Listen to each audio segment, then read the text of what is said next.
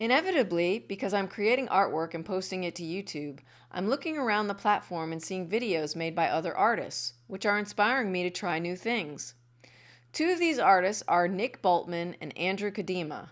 Their respective channels are listed in this video's description. I'll let you figure out who inspired what in the piece that I create. Okay, I'm really experimenting now. This is like serious experimentation. I did this the other day. Okay, here we are. We got this far. It's dry now. And then I saw this area of it and I thought, oh, that kind of looks like something's flying out of someone's nose. I thought, that's totally gross. Why would I even consider doing that? And then this idea just kind of kept nagging on me. This painting of mine, though it doesn't physically resemble me, this is what I actually look like in game show host mode. It could be considered a self-portrait. I call the painting the YouTube Jester because I'm actively looking around and taking mental notes of the things that I think might garner my channel more attention. I wouldn't normally paint a person with fluorescent pink and blue shooting out of their nose, and I wouldn't normally paint a face in such a dramatic expression. In fact, I probably wouldn't paint a face at all, because I naturally lean towards painting objects like figurines, glassware, and gift bows. But the idea came to me in a flash, and it seemed just wild enough that the public at large might be amused by it. I want this to be very, very clean. Very, very clean. Pink tongue? No, you know what? I don't want it to look like anything like this pink here. So it needs to be like red. If it's going to be anything, it needs to be red. So I was thinking about how I'm going to solve the problem of this being like this floating head. And I thought, oh, I'll have her like busting through something. And then I thought, well, how am I going to have that be like, how am I going to have that look decent? And then I thought, well, maybe I could have it be really geometric. Let's make her neck like kind of skinny. Let's have it follow this line. Let's have our hole that she's popping out of kind of like follow this curve around like this. And then it'll be like paper is, see that? Like it's like she's busting out of it. And then what? And then I was thinking, then it could be like angles, or is it just gonna hit the circle? And then she's busting out of there. Maybe she's wearing some kind of like thing on her head, which also makes her kind of like, oh, maybe it goes under her. Maybe it covers her ears and goes under her chin, whatever this thing on her head is. And then this is her neck, like that. And this line, that's like her shoulder. All right. Yeah, it's working for me. What color is this thing gonna be? Let's finish her face. Okay, let's get this face finished. All right, her eyes are messed up. So let's finish that. Let's get her eyes a little bit more correct. Like they're a little far apart from each other, I think. Let's make this pupil bigger. I mean, this iris bigger. We'll put the whites in her eyes last. That's always a nice touch, all right? Adding the whites to somebody's eyes is like super fun. Nice touch. Just kind of down like that. And then, I don't know, it should be gray, not black. Now, going a little crazy here. I shouldn't be using this little tiny brush. Definitely not liking the texture of this paint when it's all gloppy like that. The thing around her head is going to be bright yellow. I wonder if I should be messing with this silver or not, if I should just be doing black and white instead of putting this iridescent silver in there. And I'm gonna have to go back in there with some highlights. Oh, anyway, let's get her face done. I just got distracted. Yeah, little highlights like that are what make things look wet. Where I cannot get paint on this thing or it'll mess it up. And I don't want to mess it up. I want it to be cool. That to be darker. I'm gonna put a spot in her eye when I'm ready. Take that spot out that's in there right now so that I can focus on other things than keeping that spot white. Circle, should it be like curled down? Like it kind of comes up, curls down into like a little point. Comes up like this and curls like that. Oh, maybe then it's like that. this side curls like this, like that, and what else? This one like this, kind of like a Jester. Kind of like a Jester. Maybe it just kind of sticks up instead of going down. It just kind of sticks up. I don't know, maybe. Back to the face here. Back to this face. I really need to get my grayscale good, you know? And it's curling down like that. Is that why I can't figure it out? It's like on like that or something. That works.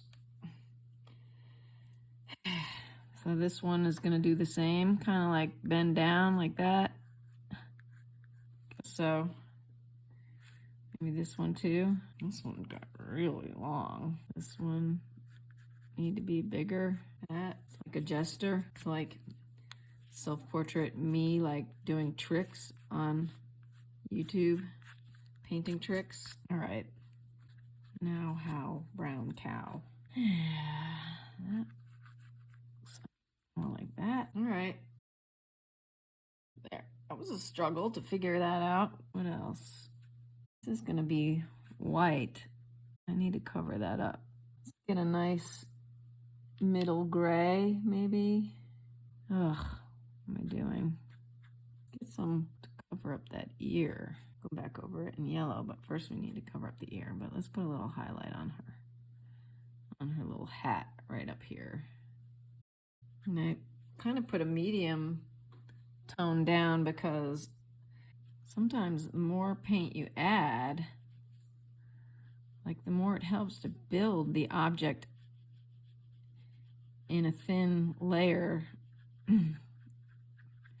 on your paper. You know, like the more coats of paint I put on here, the more I'm building the object. I needed something to work on top of to add the light to. It's getting better.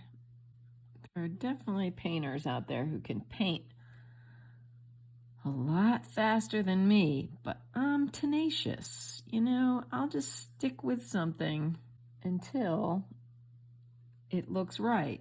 I'll just keep going and going and going and like just get through all those bad stages where it looks like I'm just like a total newbie, and I'll just keep pushing through until it starts to look better, and then I'll just keep going and going until I'm satisfied. The trick is that I won't stop until I'm satisfied. With acrylic paint, you kind of have to build up layer after layer after layer. Pretty clunky. How can I smooth her out? Do I need to use oil paint? I don't think so. I just need to keep working the acrylic. Keep layering the lights on.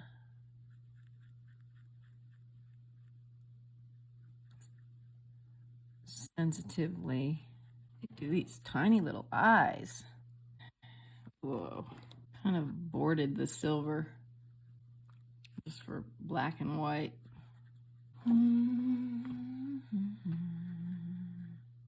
You just fill it in with a color, like the middle color. Pink in there. Is that a good idea? I don't know. Maybe.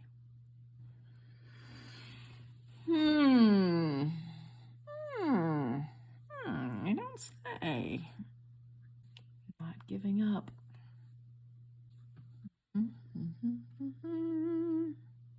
So, you know, I'm doing whatever. Not sure. This is a good brush. I should not be beating it up so much. Always come back to thinking, yes, you need to mix your colors beforehand so that you have your values kind of established. You know, the lightest light to the darkest dark.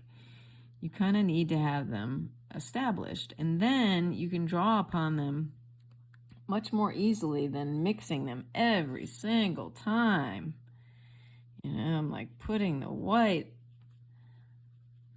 on here. I probably could have finished this painting hour ago.